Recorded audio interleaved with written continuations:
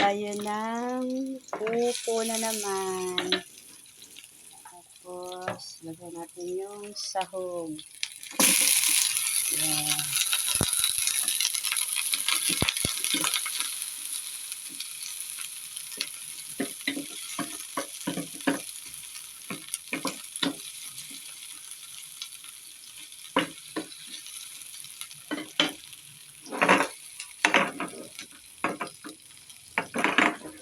Yan.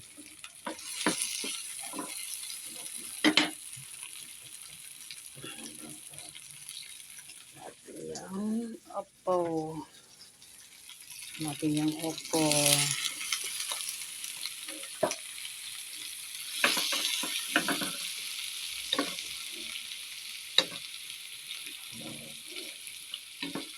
Opo. Lagay natin yung opo. Yan. Yan.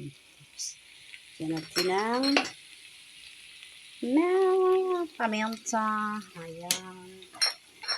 Tapos, cook natin.